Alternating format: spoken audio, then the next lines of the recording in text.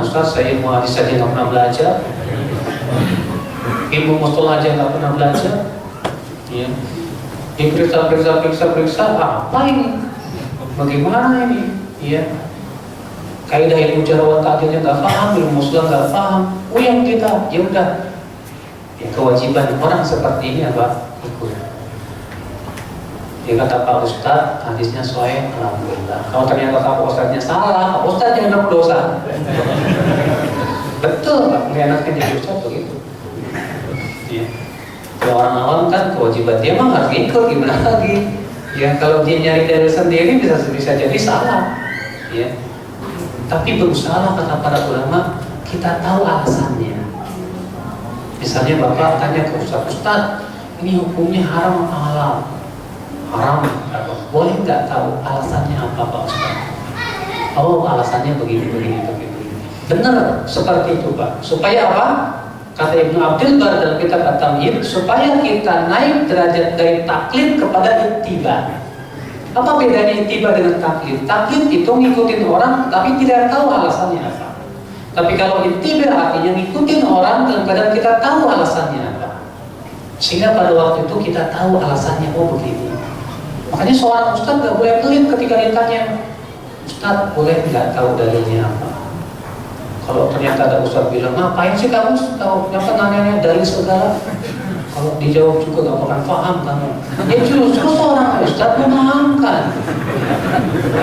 Kewajiban ustadz itu memahamkan supaya dia itu dilatih bagaimana cara memahami dalil.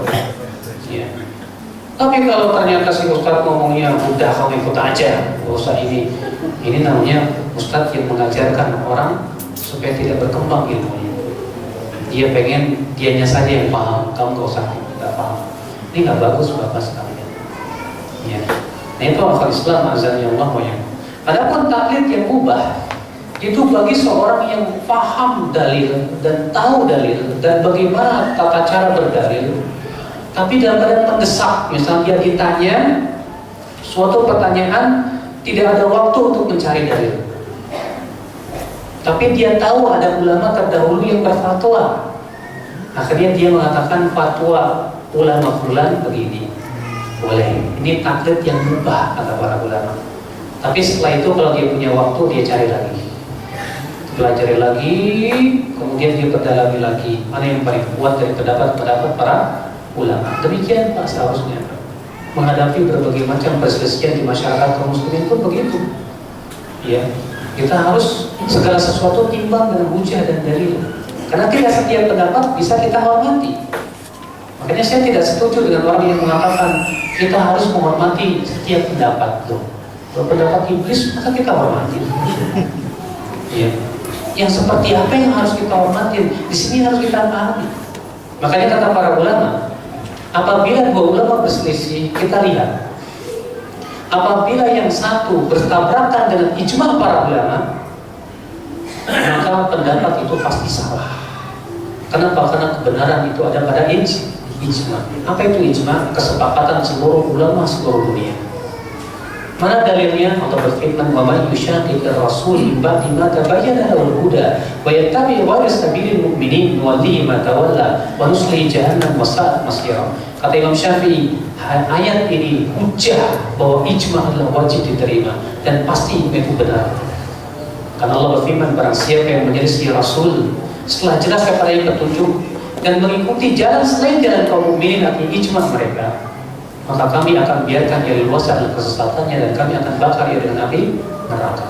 Dan itu seburuk-buruknya tempat kembali. Iya. Yang kedua, kalau salah satu pendapat itu bertabrakan dengan dalil yang sahih, bukan cuma sahih, Pak, sahih, bukan cuma sahih, tidak mansukh dan tidak bertabrakan dengan hadis lain yang lebih sahih, maka pendapat itu harus ditolak. Contoh, Pak, Abu Hanifah berpendapat bahwa yang namanya arak itu khusus yang terbuat dari anggur saja. Selain anggur tidak disebut arak. Sedangkan jumhur mengatakan yang namanya arak itu semua yang memabukkan, baik anggur maupun rambutan maupun pokoknya semua yang memabukkan itulah arak. Nah sekarang kalau ada pemuda mabuk, pas bapak, kamu kok mabuk? Pendapat Abu Hanifah. Ini bukan anggur kan? Abu Hanifah mengatakan arak itu cuma anggur. Hormati pendapat. Tidak bisa. Kenapa? Karena pendapat Abu Hanifah kata para ulama bertabrakan dengan dalil yang sahih, yang sharih, yang tidak mansuh dan tidak bertabrakan dengan hadis lain yang sahih. Apa itu? Kullu muskirin khamrun wa kullu khamrin haram. Setiap yang memabukkan itu arak dan setiap arak itu hukumnya ya. Maka tidak setiap pendapat ulama boleh kita hormati, boleh kita terima. Kalau ternyata jelaskan bertabrakan dengan dalil yang sahih, ya. Makanya di sini Pak, pendapat yang mengatakan setiap mujtahid itu benar, ini dipatah oleh banyak ulama. Ini nggak mungkin. Kayak setiap mujtahid benar. Iya. Akhul Islam azani Allah wa iyyakum.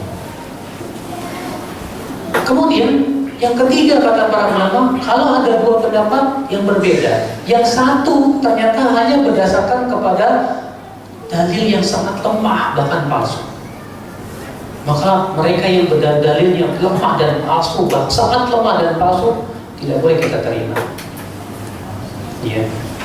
Dari mana kita ketahui? Tentu setelah kita merujuk, ya, kitab-kitab para ulama, mereka menjelaskan bahwa hadisnya palsu. Ya.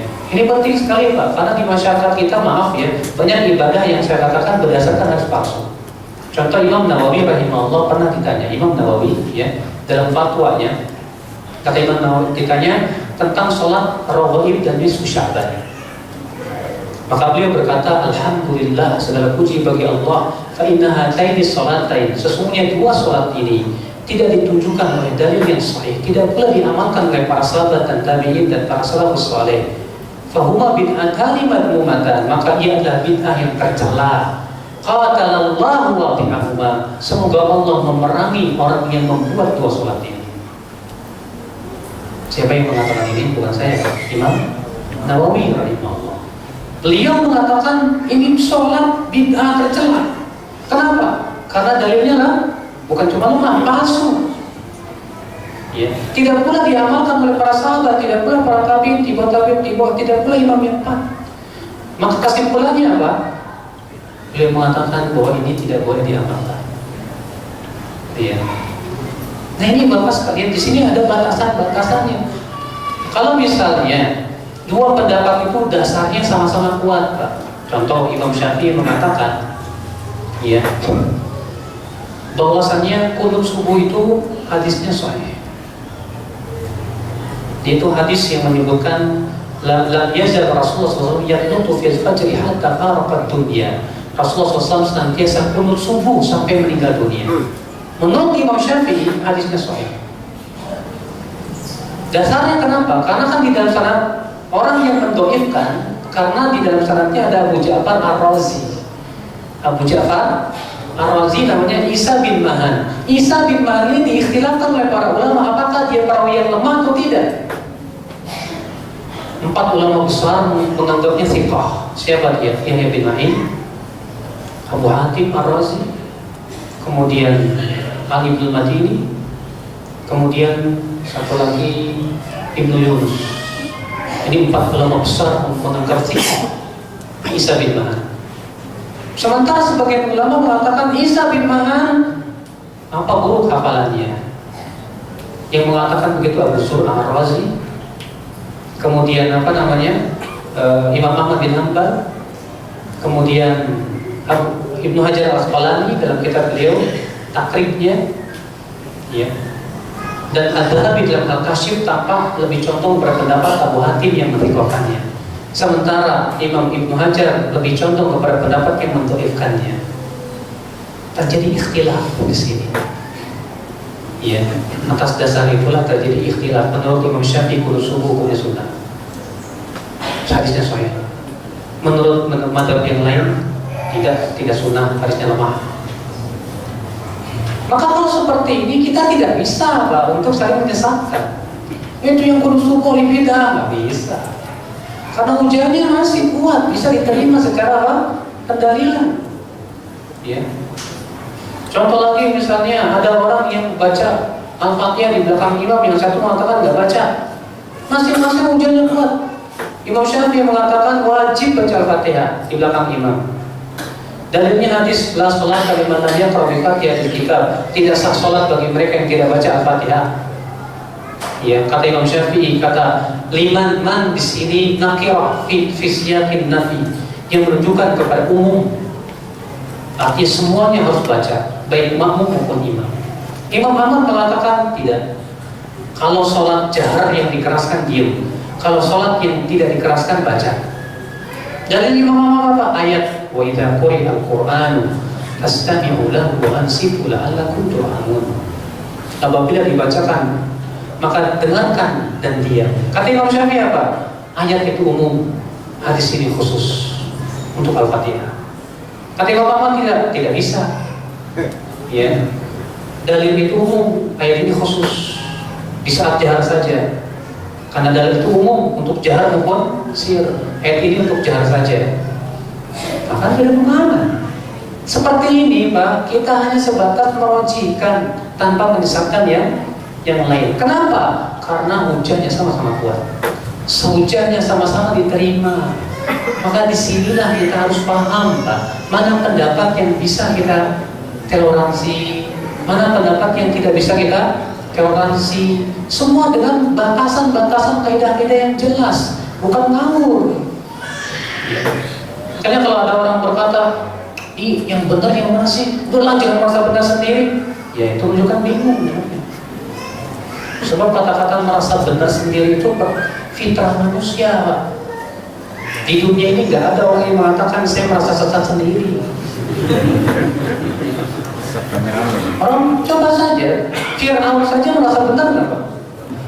Fir'aun merasa benar. Allah berfirman dalam surat Al-Ghafir, qala Fir'aun ma uriikum illa ma ara, wa ma ahdiikum illa sabila rasyad. Berkatalah Fir'aun, aku tidak memandang untuk kalian kecuali yang aku pandang benar, yang aku pandang baik. Wa ma ahdiikum illa sabila rasyad, dan aku tidak membimbing kalian kecuali kepada jalan kebenaran. Itu siapa yang ngomong? Fir'aun. Makanya Pak, ya, kalau kita berkata kamu jangan merasa benar sendiri ya, saya pun bisa ngomong ke Bapak ngomong itu merasa benar, Pak. Iya, ya udah sama saja, merasa benar terus. Berarti seharusnya yang merasa benar itu harus mengeluarkan hujah, bukti, dalil. Kenapa saya merasa ini benar? Ini hujah saya.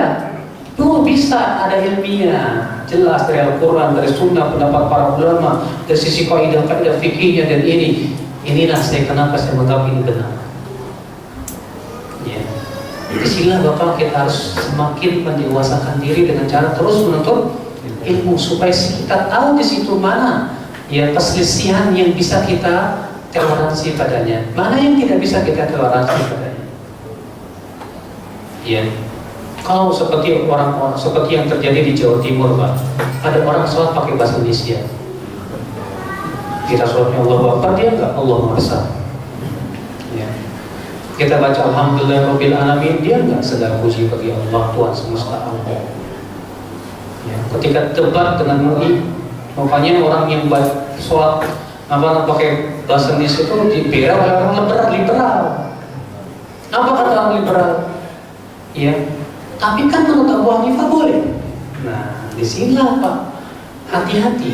Tidak setiap orang yang membawakan pendapat ulama bisa dibenarkan. Kenapa? Pertama, Abu Hanifah tidak membolehkan secara mutlak. Abu Hanifah hanya memberikan garis bawah khusus bagi mereka yang tak mampu mengucapkan bahasa Arab dan tidak mampu, maka boleh dengan selain bahasa Arab. Itu pun pendapat ini ditentang oleh banyak ulama juga. Ya. Makanya di sini akal Islam tidak setiap orang yang membawakan khilaf bisa kita terima. Kita lihat dulu, maaf dalam masalah ini kita tidak bisa hanya sebatas membawakan pendapat ulama. Untuk pendapat Abu Hanifah boleh kok. Dulu. Soalnya Abu Hanifah juga membolehkan kok arak selain apa? Anggur. Gimana? Ya, Abu Hanifah mengatakan wanita yang sudah dewasa boleh menikahkan dirinya tanpa wali dan dua saksi. Akhirnya dijadikan dalil tuh buat orang-orang liberal. Itu pelacur bisa saja madhabnya Abu Hanifah katanya. Dia sudah menikah dengan tanpa wali dan dua saksi. La ilaha illallah. Hancur agama apa kalau seperti itu? Makanya benar kata Abu Surah, man baru khosal ulama, siapa yang mencari-cari kesalahan ulama, azan dako dia akan jadi sindik. Tak boleh. Ulama bukan nabi. Ulama itu manusia biasa, tak lepas dari kesalahan. Setiap manusia, siapapun juga kita timbang dengan hujah dan dalil. Iya, Allah.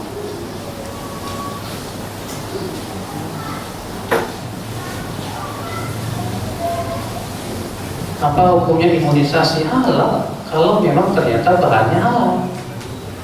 Tapi kalau imunisasinya dengan bahan yang haram, ya haram. Tergantung bahannya apa. Ya. Artinya kita nggak tahu itu, Pak. Kalau nggak tahu, Bapak pada asalnya tidak boleh mengharamkan dulu, karena masalahnya nggak tahu.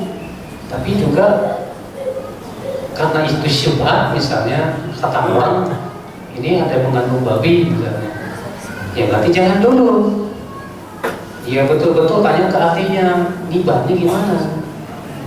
Begitu Pak, karena sesuatu yang syubhat pun kalau bisa kita tinggalkan.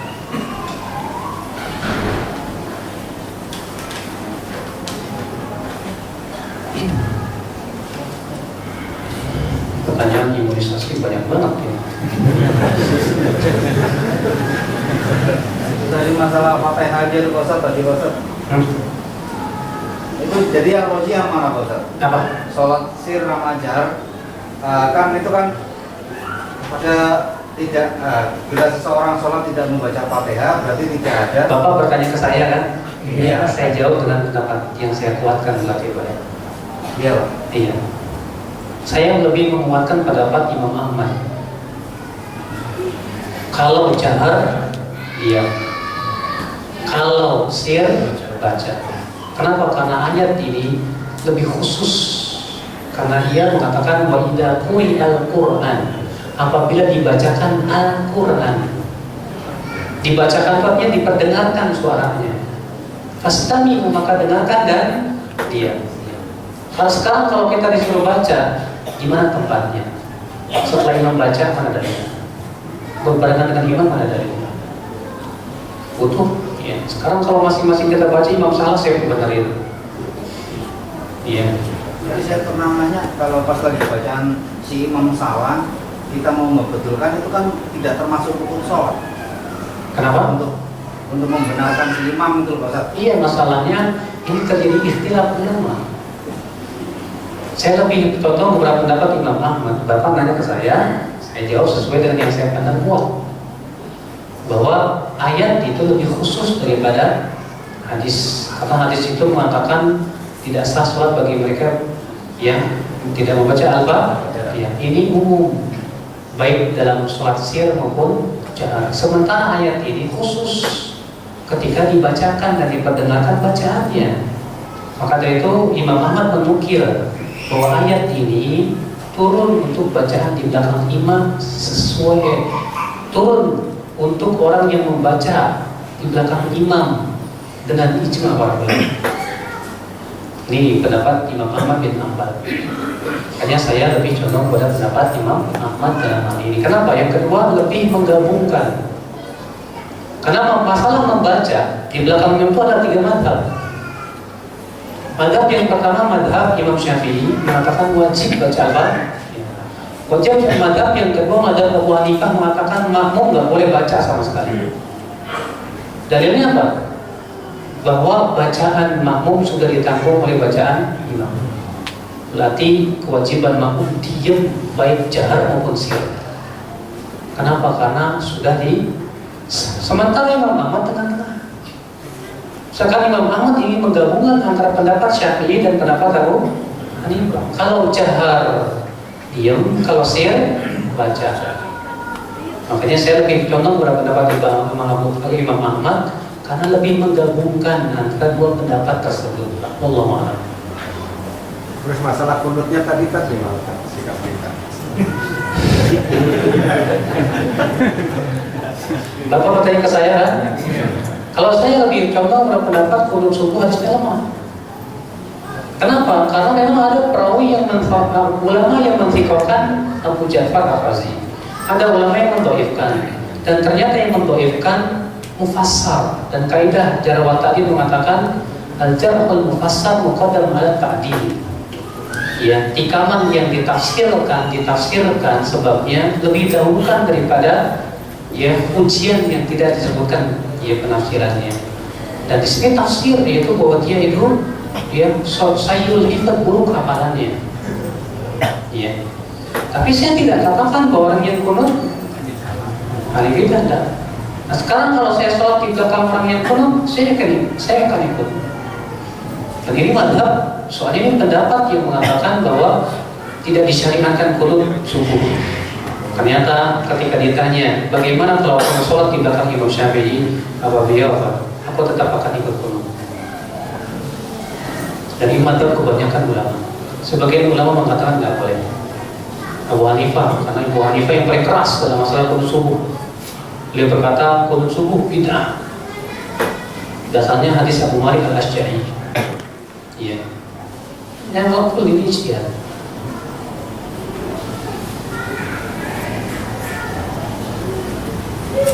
Bagaimana lebih banyak belajar dari buku dibandingkan ikut taklim, Ustaz? Pak, kita ini sangat dianjurkan taklim itu langsung ke guru, Pak. Dan tentunya guru pun juga yang betul-betul ahli, bukan sebatas pintar ngomong, tidak. Ya. Kenapa? Karena guru itu, Pak, dia seperti kata para ulama seperti apa maktabah perpustakaan yang berjalan. Iya. Maka dari itu kalau Bapak belajar hadis, Bapak belajarlah kepada ahlinya. Belajar fikih, belajarlah kepada ahlinya. Ingat ahlinya. Sebab Bapak belajar ilmu dunia saja pengennya sama profesor, sama doktor, sama yang Masya Allah yang sudah hebat dalam bidangnya. Masalah agama jangan sembarangan pula sama. Hanya sebatas dia pandai ngomong, dia berorasi, cukup. Dia harus kuasai bahasa Arabnya, kuasai ilmu-ilmu alatnya, paham kaidah usul fikihnya, paham ilmu hadisnya, paham ininya, supaya kita selamat. Kalau kita belajar kepada sembarangan orang, setiap orang, Allah kita tidak bisa menjamin. Ya.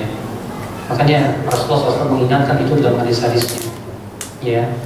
Rasulullah innallaha la yaqbidul ilma intiza'an yantazi'u min suduri rijal. Allah tidak akan mencabut ilmu itu dengan sekali cabut dari dadanya para ulama. Walakin yaqbidul ilma biqabdil ulama. Tapi Allah mencabut ilmu dengan mewafatkan para ulama. Hatta idza lam yubqi alim aliman, sehingga ketika Allah tidak lagi menyisakan para ulama, ittakhadhan nasu ru'usan juhala. Orang-orang akan mengambil pemimpin agama yang bodoh.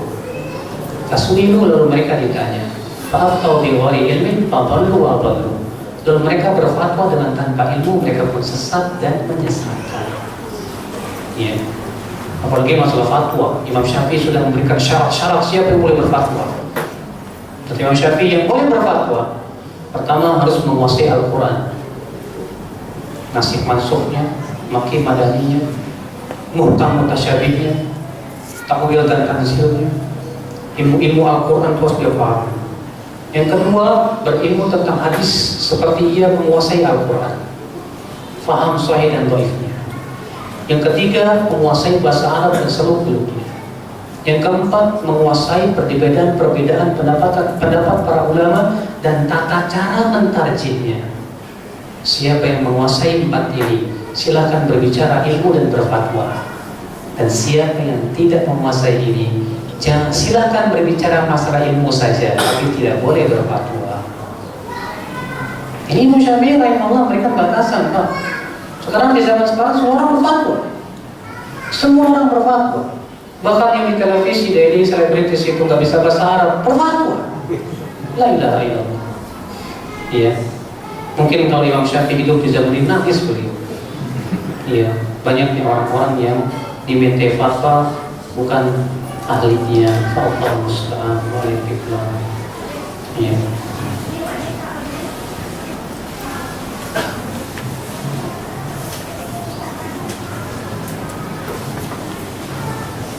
Dalam sholat jamaah asar, setelah sholat salam ada jamaah yang menegur imam sholatnya kurang 1 rakaat. Imam percaya.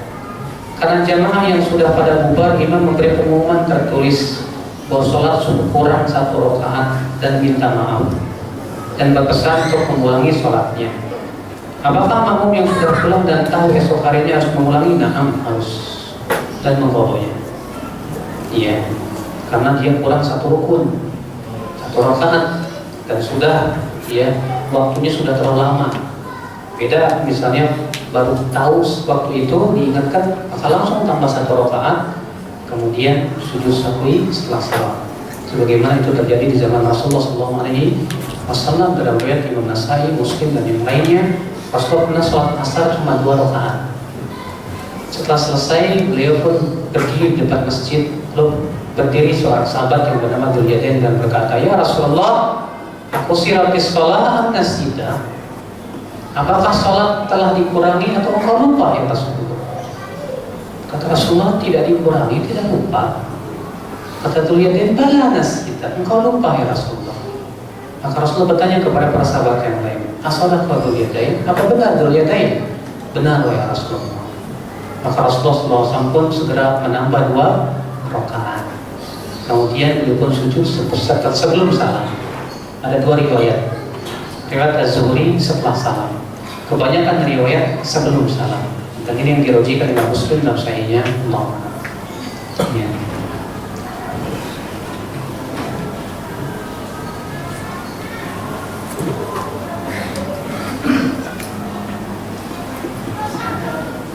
Ustaz, hukum semir rambut ada yang membolehkan, ada yang melarang. Bapak, saya belum tahu adanya ulama yang melarang semir rambut. Yang saya tahu semir rambut itu sunnah dan dianjurkan oleh Rasulullah SAW, terutama bagi mereka yang beruban. Ya, bahkan Rasulullah mengatakan khaliful Yahud, semirlah rambut kalian selisih orang-orang Yahudi itu. Kenapa? Karena orang-orang Yahudi tidak menyemir rambutnya. Ya, maka dari itu hadis-hadis yang menyebutkan Rasulullah menyemir rambut pun banyak. Dan para sahabat seperti ya Rasulullah melihat ayahnya Abu Bakar, Abu Quhafah, dibawa Abu Bakar dalam keadaan rambutnya sangat putih bagaikan awan. Maka Rasulullah sabda, "Ghayyiru," ya, semir rambutnya. Maka itu sunnah. Tapi ingat, dijauhkan warna hitam karena dilarang oleh Rasulullah SAW. Maka bapak-bapak yang sudah pada putih rambutnya, semir aja Pak. Gak usah takut sebut gaul. Sunnah Nabi.